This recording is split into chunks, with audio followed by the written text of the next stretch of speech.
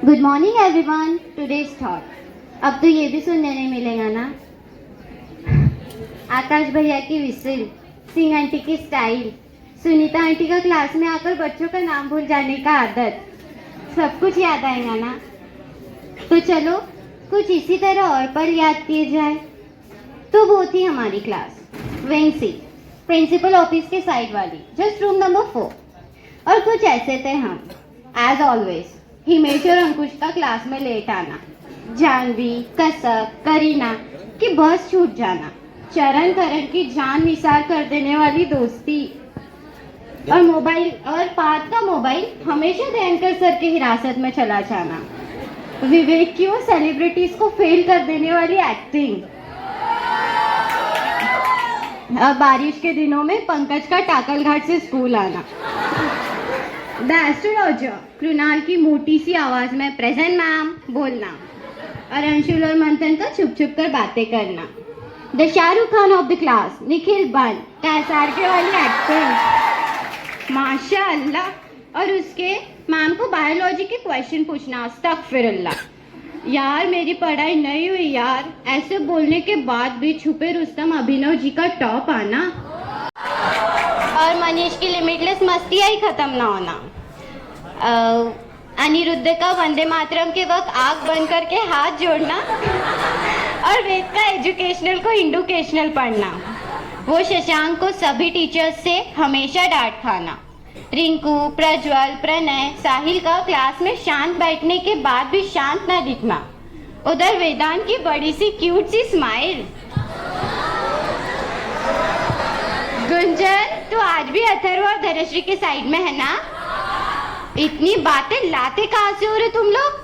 Teachers का उनको ऐसे डांटना, उफ ये दोनों बहनों के इतने प्यारे बाल, वो दोनों पायल के बीच का बॉन्ड, और उसमें कोमल का एडिशन हो जाना, मृणाली का वो नीडर वाला बिहेवियर, और लता मंगेशकर की आवाज में अंबिका का गाना गाना, मृणाली, अमीशा, रेशमा, रुचिता, भावना, लक्ष्मी, श्रुति, डॉली का बड़ा सा सर्कल बना के खाना खाना, और खुशबू, खुशहाली, पल्लवी, सुहानी का सुर में सुर लगाना, उधर दर्शना और अर्पिता का सिर्फ पढ़ाई से रिलेटेड बातें करना, और इधर विद्या और क्षितिजा की बातें ही खत्म ना होना, वो मैं भी बासिया, गुलाम सरोवर अंसारी की अदा, आए हाय, और संजोगी, सारांशी, श्रेया का क्लास में सबसे शांत बैठना, खुशी का फोन वाइब्रेट हुआ ऐसा मिराज होना, अंकिता और वैशाली का क्लास में रहकर भी नहीं ऐसा लगना।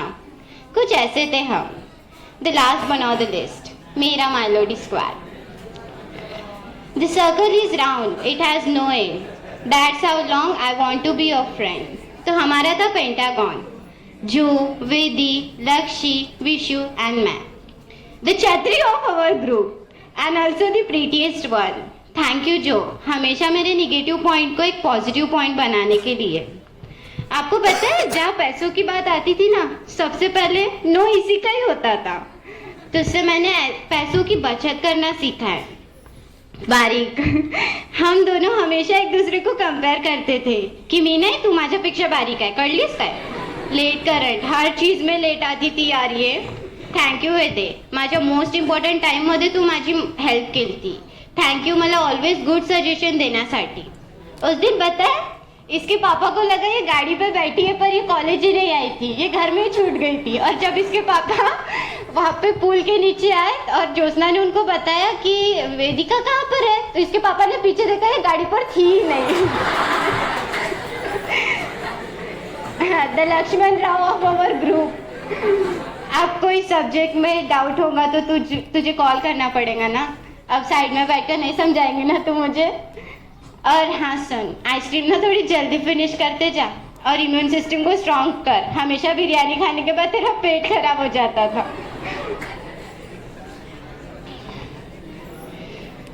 Vishu, the lady don, I never die. Monika ma'am की बॉटल भरना, वरना मैम प्रैक्टिकल में मार्क्स नहीं देंगी तुझे। यार होल ग्रुप में ना सबसे आंटी कोई होगा ना तो यही थी। कुछ मोमेंट इसके साथ हमेशा याद रहेंगे।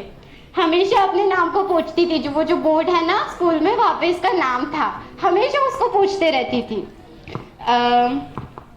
ओके, एक बार हम लोग ना केएससी गए थे गार्डन में घूमने। ज्योत्सना का बर्थडे था, इसने ना वहाँ पे एक झूला तोड़ दिया। इसका हंसना वाह गजब भाई, बेंच तक बोलता होगा बहन तो हंसना मुझे क्यों रुला रही है, बेंच को पटक पटक कर हंसती थी। हमेशा घूमने जाने का प्लान बनाती थी। इसका गुपचुप खाने का स्टाइल तो ऑलवेज रिमेम्बर। मेरी मसूर की दाल का डब्बा ना हमेशा अपने पास रखती थी ताकि कोई और ना खा सके। अब तो टिफिन भी कोई नहीं छुपाएगा ना मेरा। थैंक यू विशु तुझे भी, और सॉरी जो मैंने मिसअंडरस्टैंडिंग की वजह से तेरे साथ झगड़े किए हैं।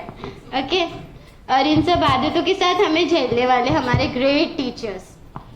जब मैं ये स्कूल में 9th में आई ना, एट दैट टाइम मुझे Sanjay sir, घरट sir, बंसोर ma'am, Jyoti ma'am and बुटके sir पढ़ाते थे। पता ही नहीं चला उनके साथ बॉन्डिंग कितनी अच्छी हो गई।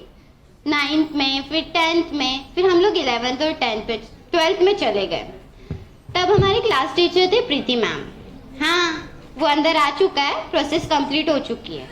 कैसे हो रहे तुम लोग, पढ़ाई वढ़ाई कुछ होती नहीं, जो नहीं अभी पढ़ना है तो प्रीवियस का ही कुछ पढ़ लो, और फिर एग्जाम के समय तुम लोग को तो याद नहीं आता, और यही फैक्ट है। जिन्होंने फिजिक्स जैसे हार्ड सब्जेक्ट को इजी करके पढ़ाया, ऐसे हमारे रश्मि मैम। थैंक यू मैम, आपके वो मोटिवेशन हमेशा याद आएंगे। पढ़ने के वक्त पढ़ाई करो और मस्ती के वक्त मस्ती करो। जिनकी इंग्लिश इतनी प्यारी कि ऐसा लगे बस सुनते ही रहो, ऐसे हमारे मोनिका मैम। मैम आपका वो छुट्टी होने के पहले के 5 मिनट ना बहुत प्रीशियस थे। एट दैट टाइम तो ऐसे लगता था कि नहीं भाई कल ही IAS बन जाना है मुझे तो। वो हमारा हिंदी मराठी का डिव्हिजन खंते मॅम, आमच्या मराठीच्या शिक्षिका।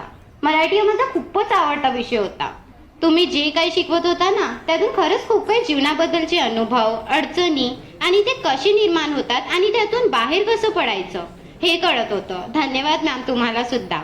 आम्हाला खोब्रागडे सरांनी पण मराठी शिकवली। सर तुमचं गाणं ना खूपच आठवण आहे खरंच। घरट सर, अपनी अपनी स्वतंत्र पुस्तकें लाओ, अध्ययन करके आओ। इनकी शुद्ध हिंदी की तो बात ही निराली थी। Thank you sir.